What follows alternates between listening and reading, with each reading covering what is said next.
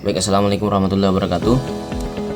Perkenalkan, nama saya Andriawan, NIM C0223504, Prodi Akuntansi. Baik, di sini kali ini saya akan menjelaskan materi mengenai tentang apa itu mudharabah, musyarakah, murabahah, salam, istisna, dan ijarah. Baik, di sini kali ini saya akan membahas atau menjelaskan mengenai tentang mudharabah. Definisi dari mudharabah itu seperti apa? Jadi langsung saja, mudharabah itu adalah akad kerjasama antara pemilik modal, atau bisa dikatakan sahibul ma'al, dan pengelola modal, juga bisa dikatakan mudharib, yang dimana itu keuntungan dibagi sesuai nisbah yang disepakati, sedangkan kerugian ditanggung pemilik modal kecuali jika kerugian terjadi dikarenakan kelalaian atau kecurangan pengelola tersebut itu. Nah, yang kemudian adalah fatwa MUI tentang mudharabah, fatwa yang mengatur. Fatwa DSN MUI nomor 07 DSN MUI 4/2000 tentang pembiayaan mudharabah. Kemudian isi fatwa, pentingnya itu ketentuan akad harus ada ijab kabul yang jelas. Artinya apa? Artinya maksudnya ini ijab kabul yang jelas ini harus pernyataan penawaran dan penerimaan itu harus jelas. Kemudian modal yang diberikan oleh sahibul ma'al dan dikelola oleh mudharib. Kemudian nisbah, keuntungan dibagi sesuai dengan nisbah, sesuai dengan perjanjian kesepakatan. Kerugian ditanggung pemilik modal kecuali ada kelalaian atau kecerobohan, kecurangan dari mudharib. Gitu, seperti yang saya jelaskan tadi itu yang di atas, ini tentang mudharabah. Kemudian hak dan kewajiban. Hak dan kewajiban ini, pengelola yang mengelola modal tersebut ini dia berhak menjalankan usaha tanpa campur tangan berlebihan dari pemilik modal. Nah, contohnya begini. Ketika saya mengelola dana modal tersebut ini, maka yang punya modal ini dia tidak berhak untuk campur tangan di dalam usaha saya ini, begitu. Selanjutnya, karakteristik mudharabah. Ada beberapa ciri-cirinya karakteristik mudharabah, yang dimana itu yang pertama itu adalah kerjasama dua pihak antara pemilik modal dan pengelola, dan kemudian modal 100% dari pemilik. Kemudian profit sharing atau bagi hasil, nisbah sesuai dengan kesepakatan harus disepakati dari awal. Kemudian kerugian ditanggung pemilik modal kecuali jika disebabkan kelalaian mudharib. Seperti yang saya jelaskan tadi itu, ketika mudharib melakukan sebuah kesalahan, maka tentunya yang mudharib ini, yang mengelola dana ini, modal ini, harus menanggung kerugian. Kemudian pengelola tidak menyetor modal, hanya keahlian. Kemudian hak dan kewajiban. Pengelola berhak menjalankan usaha tanpa campur tangan berlebihan dari pemilik modal. Kemudian pemilik modal tidak boleh menuntut keuntungan nominal tetap. Kemudian Selanjutnya adapun rukun mudharabah itu, rukun utama dalam akad mudharabah itu ada yang namanya pelaku akad pertama itu, yang kedua itu adalah objek akad, yang ketiga itu adalah keuntungan, yang keempat itu adalah ijab dan kabul.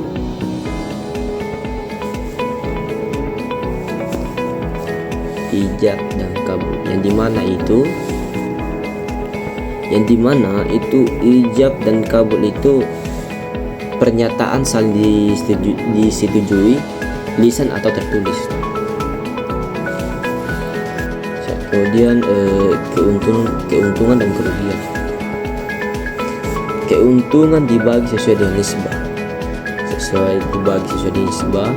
Nisbah itu pembagian hasil antara pemilik modal dan pengelola modal ini. Nah, kerugian ditanggung pemilik modal kecuali ada kelalaian atau kecerobohan, kecurangan dari mudharib,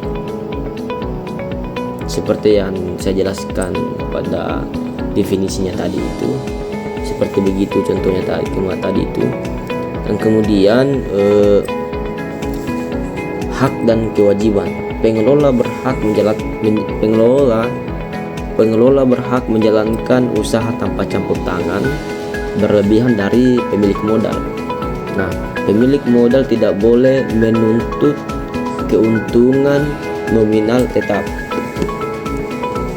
Kemudian aturan PSAK tentang mudharabah yang diatur dalam PSAK 105 akuntansi mudharabah. Yang pertama itu adalah pengakuan modal, yang dimana pengakuan modal yang diberikan, yang dimana itu modal yang diberikan diakui sebagai investasi mudharabah di sisi pemilik modal. Nah, di sisi pengelola ini diakui sebagai dana mudharabah.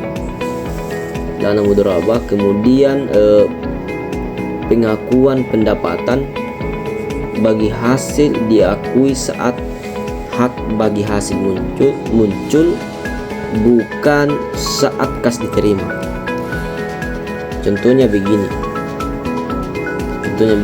Bagi hasil diakui pada saat hak muncul bukan saat kas yang diterima. Contohnya begini. Ketika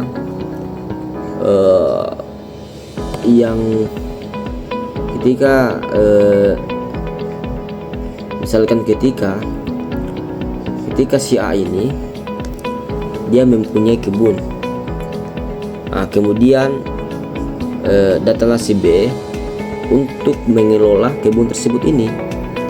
Nah, kemudian sesuai dengan nisbah yang sudah disepakati tadi,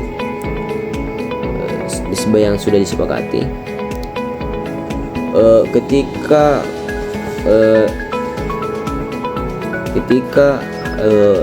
dipanen di sebuah kebun, ketika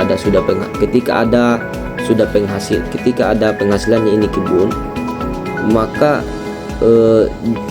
ketika dibagi itu bukan secara kas, tapi secara apa saja yang di dalam kebun ini yang kelola, yang hasil panennya ini, disitulah kita bagi-bagi antara pengelola kebun ini dan yang punya kebun ini.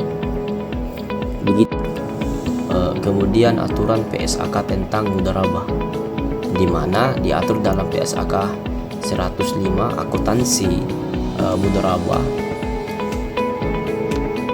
Yang pertama itu pengakuan modal, yang dimana modal yang diberikan atau diakui sebagai investasi mudharabah di si pemilik modal ini. Nah, kemudian di sisi pengelola diakui sebagai dana mudharabah. Begitu. Kemudian pengakuan pendapatan. Pengakuan pendapatan yang dimana bagi hasil diakui pada saat hak bagi hak bagi hasil muncul bukan saat kas diterima. Contohnya begini, maksudnya begini. Contohnya begini. Misalkan saya di dalam mudharabah itu adalah suatu perjanjian kerjasama. Nah, ketika si A ini dia mempunyai kebun, ini si A ini dikatakan sebagai sahibul ma'al, yaitu dia yang punya pemilik modal ini, atau ya dia yang punya pemilik kebun ini. Nah, yang kemudian datanglah si B. Ini si B dikatakan sebagai mudharib, yang dimana itu adalah yang mengelola kebun ini. Begitu. Nah, sesuai dengan perjanjian, maka ketika kebun nanti ini, ketika sawah ini, ketika dia punya sawah ini, yang kelola sawah ini ketika sudah panen, maka tentunya disitulah munculnya situ bagi hasil, begitu. Bukan bagi secara kas menurut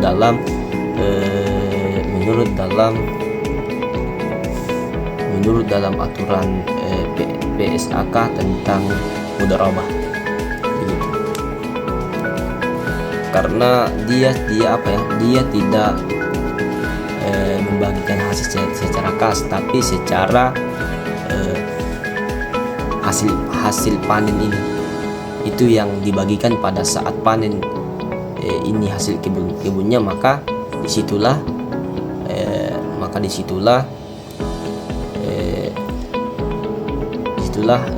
menimbulkan yang namanya disitulah dia mengadakan yang namanya bagi-bagi hasil, begitu. Kemudian selanjutnya definisi musyarakah. Musyarakah adalah akad kerja yang dimana akad kerja sama antara dua pihak atau lebih yang sama memberikan modal untuk menjalankan usaha bersama. Nah, keuntungan ini dibagi sesuai dengan nisbah yang disepakati, sedangkan kerugian dibagi sesuai porsi pernyataan modal masing-masing. Kemudian fatwa MUI tentang musyarakah diatur dalam fatwa DSN MUI nomor 8 DSN MUI 4/2000 tentang pembiayaan musyarakah. Nah, isi utamanya itu mencangkup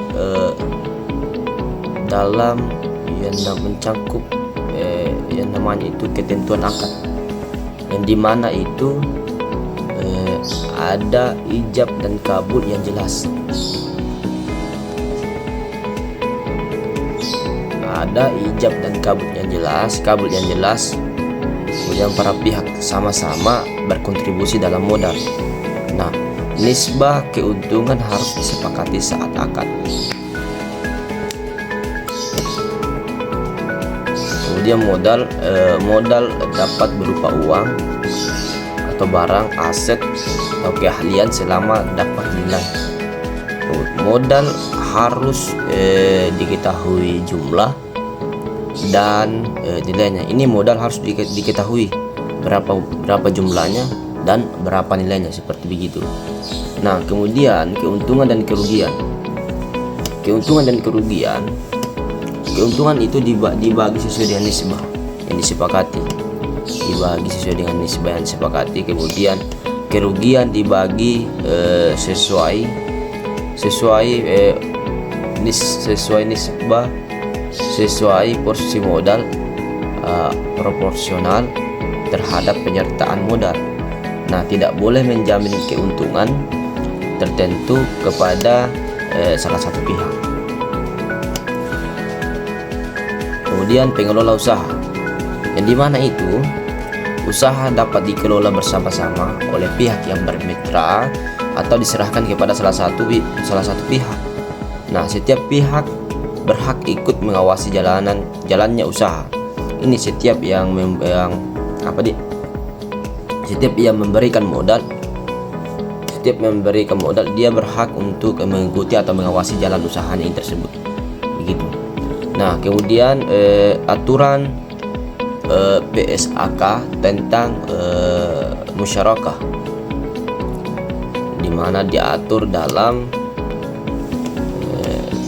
PSAK 106 akuntansi musyarakah. Kemudian poin penting dalam PSAK 106 itu yang pertama itu adalah pengakuan investasi, yang dimana setiap pihak yang menanam modal mengakui investasi musyarakah sesuai jumlah modal yang disertakan.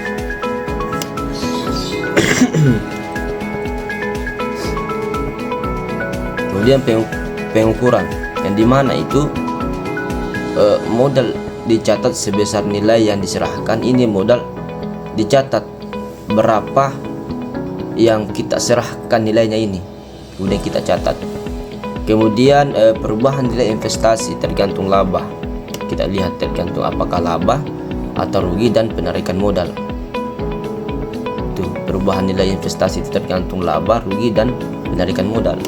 Kemudian pengakuan pendapatan, yang dimana bagi hasil nisbah keuntungan diakui ketika hak bagi hasil muncul, kemudian bukan saat kas diterima. Itu. Nah, kemudian selanjutnya itu penyajian, yang dimana itu disajikan di laporan keuangan sebagai investasi musyarakah atau dana musyarakah, tergantung posisi sebagai penyediaan atau penerima dana, tergantung dari situ, tergantung posisi sebagai penyedia atau penerima dana. Kemudian penurunan nilai, yang dimana jika usaha musyarakah mengalami penurunan nilai atau kerugian, maka proporsi ini kerugian diakui sesuai pernyataan modal. Kemudian selanjutnya itu adalah karakteristik musyarakah, di mana ada beberapa karakteristik dalam musyarakah itu. Yang pertama itu adalah semua pihak berkontribusi modal, tidak seperti mudharabah. Yang kedua itu adalah keuntungan dibagi berdasarkan nisbah, berdasarkan pembagian tadi itu keuntungan dibagi berdasarkan nisbah, bukan porsi modal. Kemudian kerugian dibagi sesuai porsi modal, kita bagi sesuai dengan porsi modal. Yang kemudian itu keempat itu pengelolaan usaha boleh dilakukan bersama atau salah satu pihak. Yang kelima itu adalah modal tidak harus sama besar antara para pihak. Yang keenam itu adalah akad dapat bersifat permanen atau mutanakisa, atau modal salah satu pihak berkurang secara bertahap. Yang ketujuh itu adalah tidak ada kepastian keuntungan, semuanya mengikuti hasil usaha. Selanjutnya rukun dalam musyarakah. Rukun dalam musyarakah itu ada 5. Yang pertama itu adalah pelaku akad, yang dimana minimal 2 pihak yang saling bekerja sama. Yang kedua itu adalah objek akad, yang dimana modal, uang atau aset yang dapat dinilai. Nah, kemudian kita punya usaha. Ini kita punya usaha harus halal dan jelas. Kemudian keuntungan. Nomor 3 keuntungan, yang dimana itu nisbah keuntungan harus disepakati saat akad, yang dimana tidak boleh minimal tetap. Yang keempat itu adalah kerugian. Nah, kerugian itu yang dimana harus dibagi sesuai dengan porsi modal. Kemudian ijab dan kabul, yang dimana pernyataan sepakat antara pihak-pihak yang berakad. Baik, kita lanjut. Kemudian definisi mudharabah, yang dimana itu mudharabah adalah akad jual beli di mana penjual menyebutkan harga perolehan barang dan kemudian menambahkan margin keuntungan yang disepakati dengan pembeli. Nah, dalam keuangan syariah, murabahah sering digunakan oleh bank ketika membeli barang yang dibutuhkan nasabah. Nah, kemudian menjualnya kembali kepada nasabah dengan harga pokok ditambah margin, dan pembayaran bisa dilakukan tunai atau angsuran. Begitu.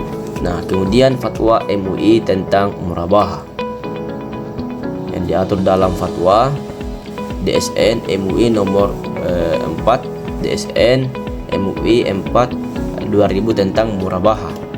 Kemudian ada isi penting fatwa yang di dalam yang mengenai tentang ketentuan akad, yang dimana itu penjual harus memberitahu harga pokok barang.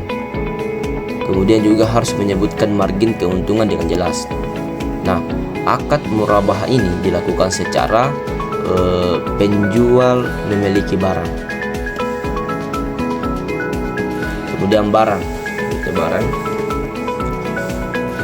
barang harus halal, jelas dan spesifikasinya dan dimiliki oleh penjual pada saat akad.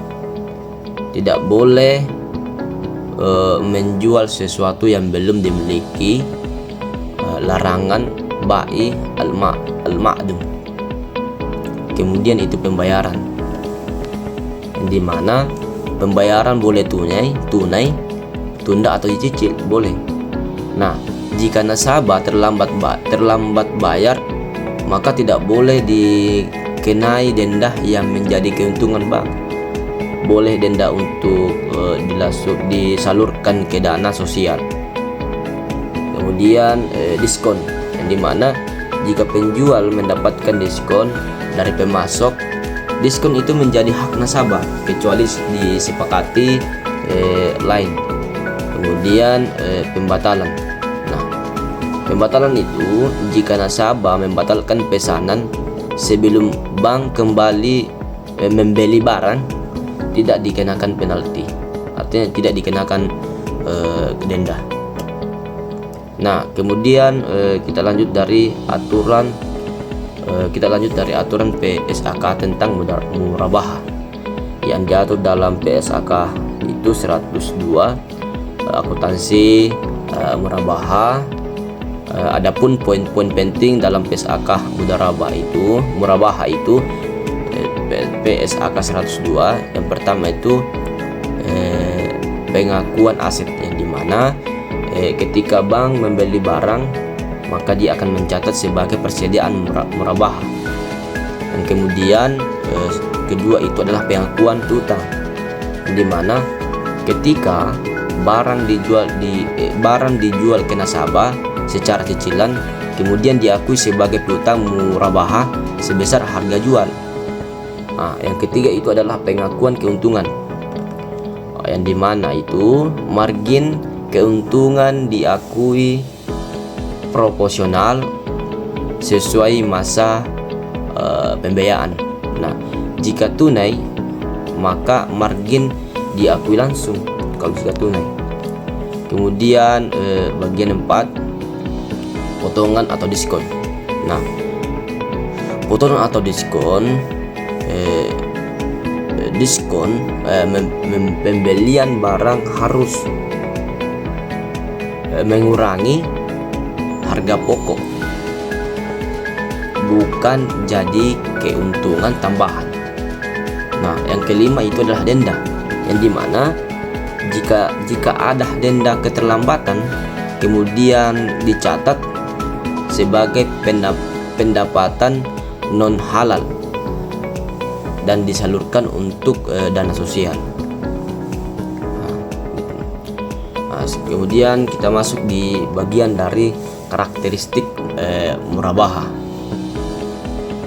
Ada beberapa karakteristik murabahah, itu ada 7 karakternya. Yang pertama itu adalah jual beli, bukan bagi hasil. Yang kedua itu adalah harga jual. Yang ketiga itu adalah barang harus dimiliki penjual saat akad. Yang keempat itu adalah tidak boleh menjual barang yang belum ada. Pokoknya ini kalau di poin keempat itu tidak boleh kita menjual ketika ini barang belum ada. Yang kelima itu adalah pembayaran bisa tunai, tunda, atau dicicil, itu bisa. Yang keenam itu adalah keuntungan, yang dimana itu keuntungan penjual bersifat tetap sesuai dengan margin. Ketujuh itu adalah tidak ada risiko usaha, karena murabahah adalah akad jual beli barang bukan dengan investasi. Kemudian kita masuk di bagian dari rukun murabahah. Ada beberapa rukun murabahah, itu ada 5, ada 4. Yang pertama itu adalah penjual dan pembeli, di mana harus cakap hukum dia melakukan akad dengan kesadaran penuh. Yang kedua adalah objek akad atau barang, jelas spesifikasinya dimiliki penjual saat akad halal. Kemudian ketiga itu adalah harga. Harga ini harus jelas, meliputi harga pokok, margin, keuntungan, metode pembayaran. Yang keempat itu adalah ijal dan kabul, yang dimana pertanyaan saling setuju atas barang, harga, dan margin.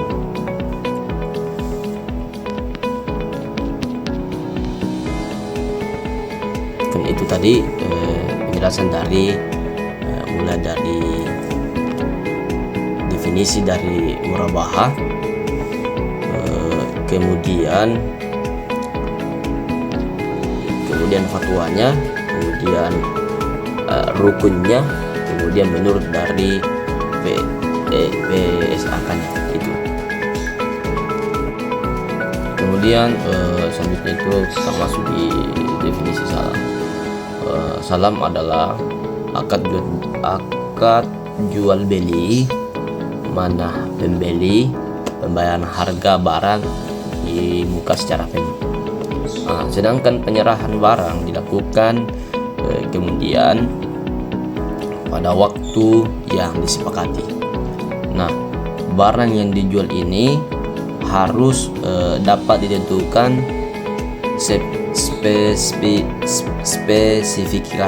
spesifikasinya, umumnya berupa barang, komoditas, atau hasil pertanian. Inti salam itu bayar sekarang, kemudian barang diserahkan nanti. Kalau di dalam inti salam itu, misalkan kita beli barang, kita bayar, kemudian barangnya itu diserahkan nanti. Gitu, kita bayar memang ini, tapi masalah barang itu di belakang, baru kita diserahkan. Kemudian fatwa MUI, di mana itu tentang salam. Fatwa MUI tentang salam tertuang dalam fatwa DSN MUI nomor 5, DSN MUI 4/2000 tentang jual beli saham. Intinya salam itu bayar sekarang, kemudian barang diserahkan nanti. Kemudian fatwa MUI tentang salam. Fatwa MUI tentang salam tertuang dalam Fatwa DSN MUI nomor 5 DSN MUI 4 2000 tentang jual beli saham.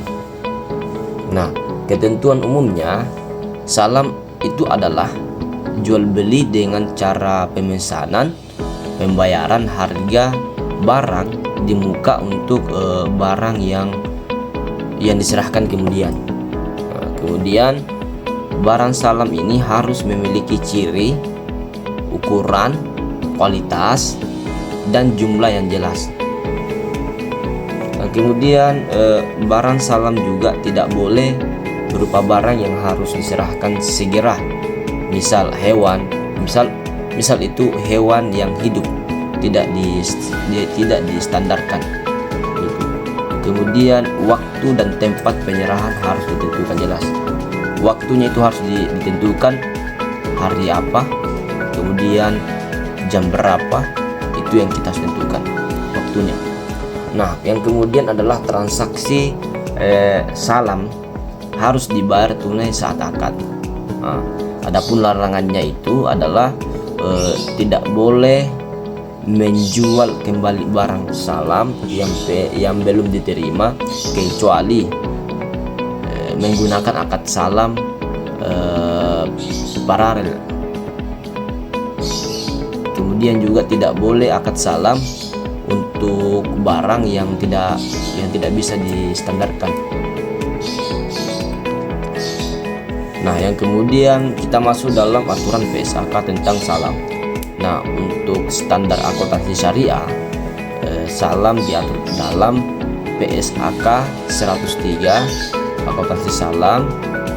Nah, PSAK ini mengatur bagaimana akad salam dicatat oleh bank syariah maupun perusahaan lainnya.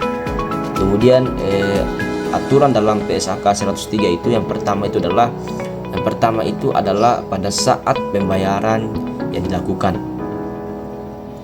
Kemudian dicatat sebagai piutang salam jika bank menjadi pembeli.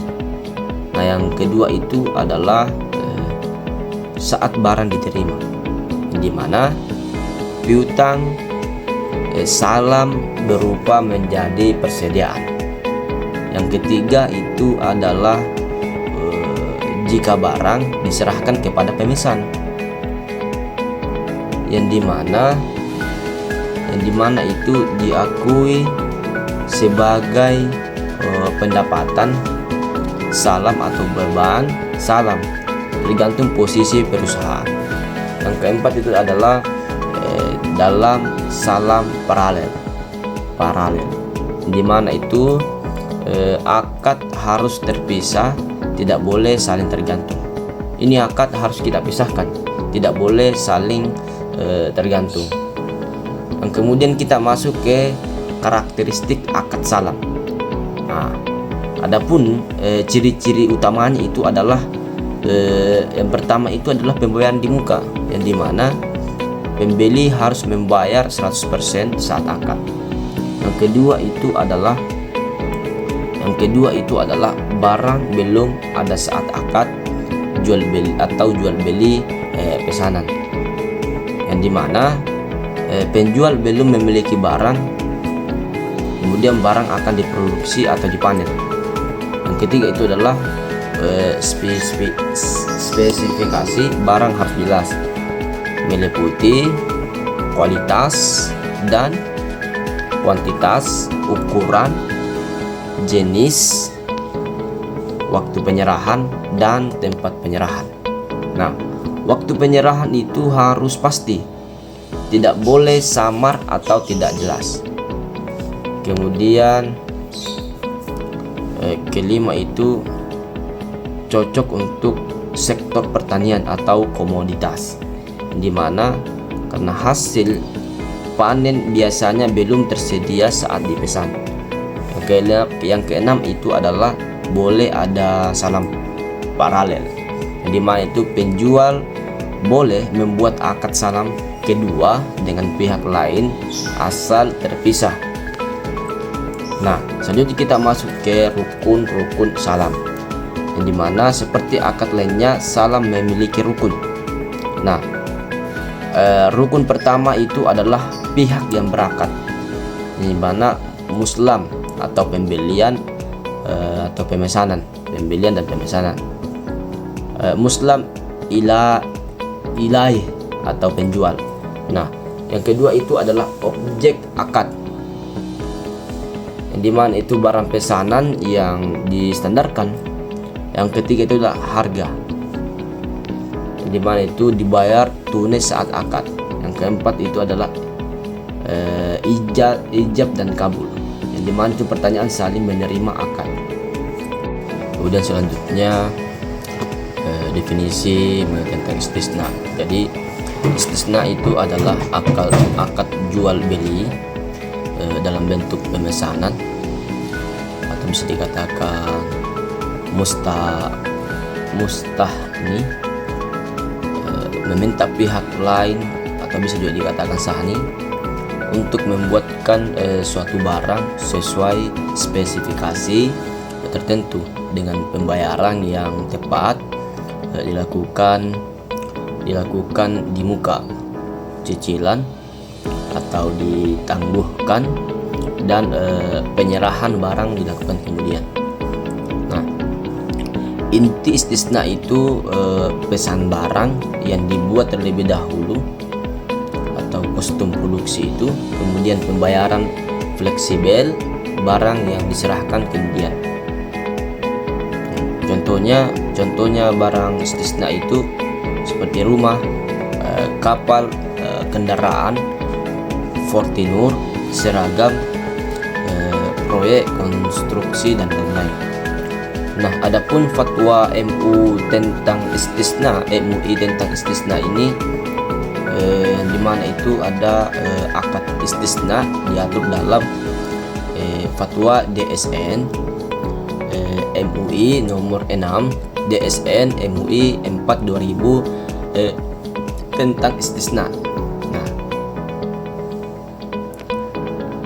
kemudian ketentuan umumnya itu, yang pertama itu adalah istisna. Istisna itu adalah akad jual beli antara pemesan dan pembuat barang. Yang kedua itu adalah barang yang dipesan harus memiliki spesifikasi jelas, seperti bahan, ukuran, model, kualitas, jumlah, dan waktu penyelesaian. Yang ketiga adalah pembayaran dapat dilakukan secara tunai maupun juga cicilan bisa ditangguhkan bertahap sesuai dengan progres. Yang keempat itu adalah waktu penyerahan tidak wajib ditentukan dari awal, tetapi lebih baik jika ditentukan. Kemudian ketiga itu adalah pembayaran dapat dilakukan tunai, cicilan ditangguhkan bertahap sesuai dengan progres. Yang keempat itu adalah waktu penyerahan tidak wajib ditentukan di awal, tetapi lebih baik jika ditentukan. Nah, kemudian ditentukan tambahan. Artinya apa? Barang istisna ini berupa barang hasil produksi atau manufaktur, bukan komoditas mentah seperti salam. Nah, kemudian boleh juga dilakukan istisna ini paralel, yaitu membuat memesan kembali barang yang sama kepada pihak lain. Adapun syarat utamanya itu adalah akad kedua harus terpisah dari akad pertama. Kemudian kita masuk dari aturan PSAK tentang istisna, di mana itu diatur dalam PSAK 104 akuntansi istisna. Aturan utamanya PSAK 104 itu adalah yang pertama itu pada sisi produsen atau bisa dikatakan sani, di mana mengikuti piutang istisna sebesar nilai kontrak, kemudian mengakui pendapatan istisna berdasarkan metode persentase penyelesaian atau serah terima, atau jika tidak dapat diestimasi. Yang kedua itu adalah pada sisi pemesanan, atau bisa dikatakan mustasni, yang dimana itu mengaku utang istisna bila pembayaran belum dilakukan. Nah, jika sudah bayar bertahap kemudian dicatat sebagai uang muka istisna. Yang ketiga itu adalah istisna paralel, yang dimana kita catat terpisah, kemudian pendapatan dan biaya tidak boleh saling menghapus antar akad. Kemudian kita masuk dari karakteristik istisna. Nah, yang dimana ada beberapa ciri khas akad istisna. Yang pertama itu adalah barang yang dibuat terlebih dahulu, yang dimana itu barang belum ada saat akad, tetapi dibuat sesuai dengan pesanan. Kemudian yang kedua itu adalah pembayaran fleksibel, yang dimana dapat dimuka bertahap setelah barang selesai atau campuran. Nah, ini membedakan istisna dari salam yang harus dibayar penuh di muka. Nah, yang ketiga itu adalah spesifikasi harus jelas, di mana itu harus meliputi jenis, harus jelas jenisnya, jumlahnya, ukurannya, kualitasnya, bahan dan desainnya, itu harus jelas semua itu. Nah, yang keempat adalah waktu penyerahan fleksibel, yang dimana boleh disepakati atau tidak disebutkan secara tegas, namun lebih baik jelas. Yang kelima itu adalah cocok untuk proyek manufaktur dan konstruksi, yang dimana misalnya itu pembangunan rumah, atau pembuatan kapal, atau pembuatan mebel, bisa juga pembuatan atau dan pembuatan seragam. Yang keenam adalah boleh istisna paralel, yang dimana perbankan syariah ini sering menggunakan untuk proyek konstruksi. Kemudian kita masuk ke rukun istisna. Adapun rukun istisna ada 4 rukun utamanya. Yang pertama itu adalah pihak berakat, di mana mustasni, kemudian pembeli atau pesanan, kemudian sani, yang dimana itu membuat barang atau produsen. Yang kedua adalah barang pesanan, atau bisa dikatakan masnu. Karakteristiknya ini harus jelas dan bisa dibuat. Yang ketiga itu adalah harga, di mana itu pembayaran yang disepakati bisa bertahap atau fleksibel. Yang keempat itu adalah ijab dan kabul, yang dimana itu ijab dan kabul itu kesepakatan antara kedua pihak. Baik, selanjutnya saya akan mendefinisikan apa sebenarnya itu ijarah.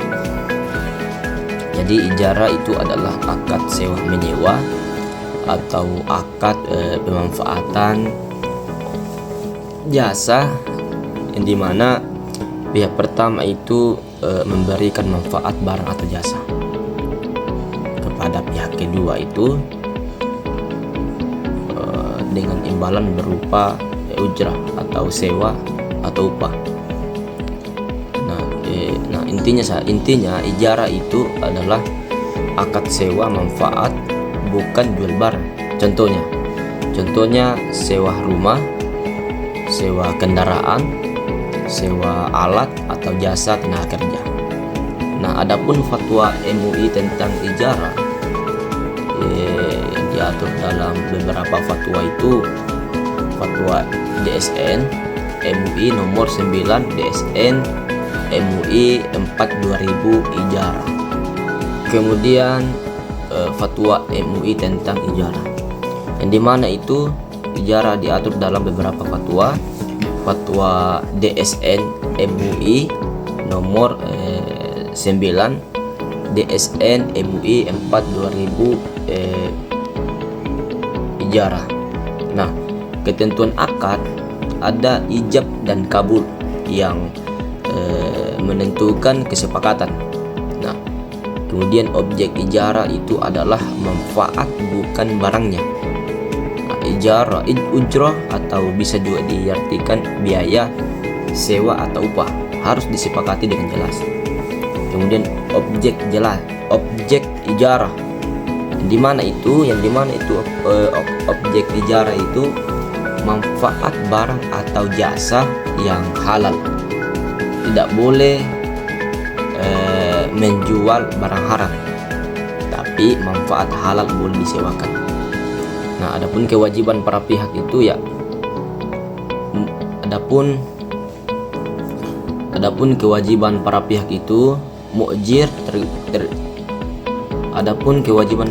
itu mu'jir bertanggung jawab memastikan bahwa barang itu layak dipakai.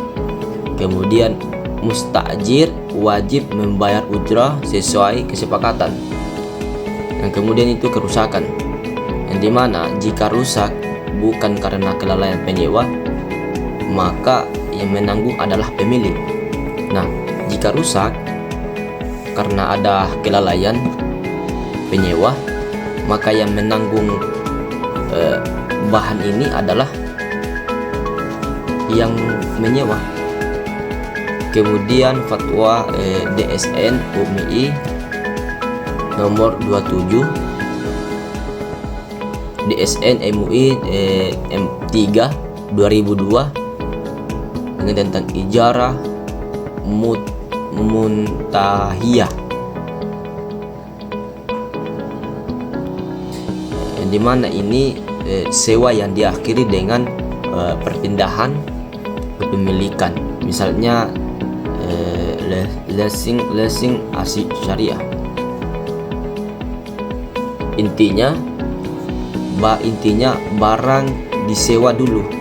Intinya barang ini kita sewa dulu, kemudian nanti kita setelah nanti bisa dimiliki setelah akad selesai dengan hibah atau jual beli ini. Namun IMBT adalah jenis khusus, di bawah ini fokus pada ijarah murni. Aturan PSAK tentang ijarah diatur dalam PSAK 107 akuntansi ijarah. Yang pertama itu adalah pada pihak pemberi sewa, mu'jir lesur atau bisa dikatakan lesur. Kemudian aset ijarah tetap dicatat sebagai aset bukan dijual. Kemudian pendapatan sewa yang diakui secara proporsional sesuai masa sewa. Yang kemudian itu adalah penyusutan dilakukan oleh pemilik aset bukan penyewa. Yang kedua itu selanjutnya itu adalah pada pihak penyewa atau bisa juga dikatakan mustajir, di mana ujrah dicatat sebagai beban sewa sesuai dengan periode pemakaian. Kemudian tidak mencatat aset karena hanya manfaat yang disewa. Nah, untuk IMBT pada awalnya mengikuti PSAK 107 sewa, kepemilikan pindah setelah akad sewa selesai sesuai dengan metode hibah atau jual beli. Adapun karakteristik ijarah itu ada yang dikatakan itu adalah manfaat barang atau jasa yang disewa, yang dimana bukan jual beli barang, akan tetapi yang diberikan adalah hak pemakai atau manfaat. Yang kedua itu adalah upah atau sewa, atau bisa juga dikatakan ujrah, di mana disepakati di awal. Kemudian harus jelas jumlah sewanya, cara bayarnya, kemudian jangka waktu sewa, harus jelas semua itu. Nah, yang ketiga itu adalah aset tetap memiliki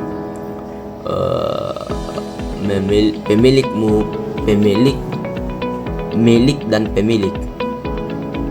Kemudian yang ketiga itu aset tetap milik pemilik. Kemudian yang ketiga itu adalah aset tetap milik pemilik, atau bisa dikatakan mukjir.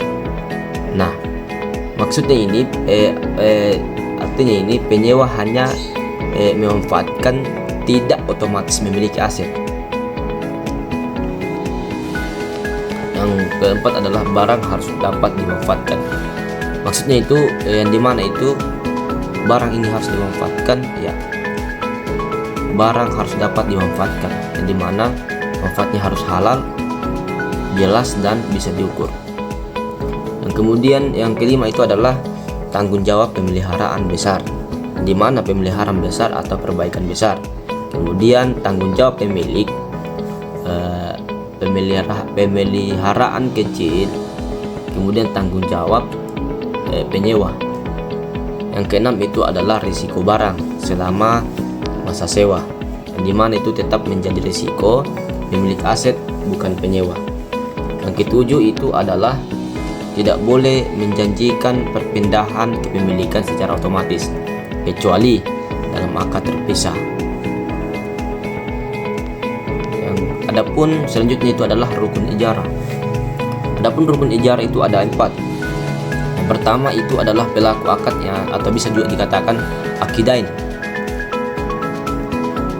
Yang kedua itu adalah objek akad, bisa juga dikatakan makud alai.